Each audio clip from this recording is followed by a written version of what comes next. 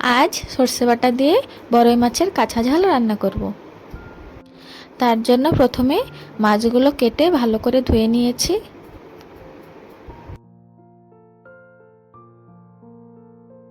এবার এর মধ্যে স্বাদ মতন লবণ, হলুদ গুঁড়ো,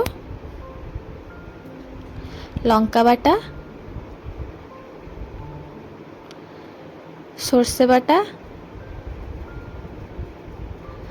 আর সর্ষের তেল দিয়ে ভালো করে মাখিয়ে নেব।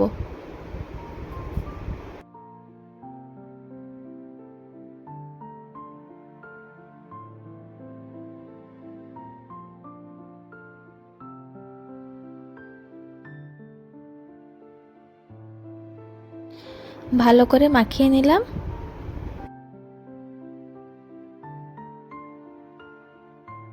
এরপর একটা কড়াই গরম করতে বসিয়ে দিচ্ছি। কড়াইটা গরম হয়ে গেলে এর মধ্যে 2 চামচ সর্ষের তেল দিয়ে দেব। তেলটা যখন গরম হয়ে আসবে এর মধ্যে জিরে দিয়ে মাখিয়ে রাখা মাছগুলো দিয়ে দেব।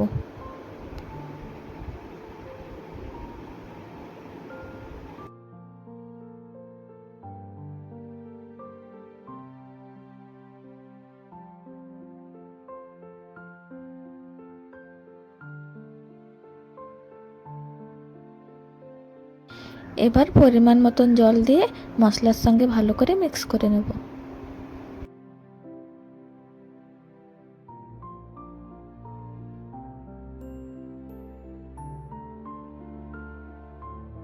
ভালো করে মিক্স করে নিয়েছি। এবার ঢাকা দিয়ে কিছু সময় রান্না করব।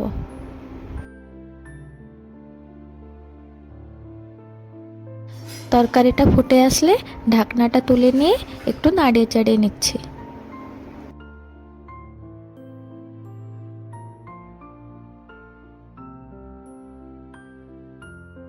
তরকারিটা মাঝে মাঝে একটু নাড়াতে থাকবেন।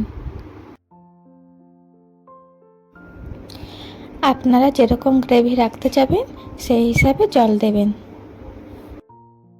আমি মাখা মাখা রান্না করব, তাই 2 কাপ জল দিয়েছি।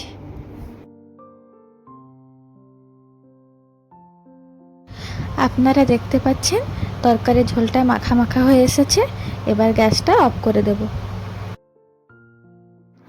তরকারি রান্না হয়ে গেছে। এবার একটা প্লেটে তুলে নিলাম।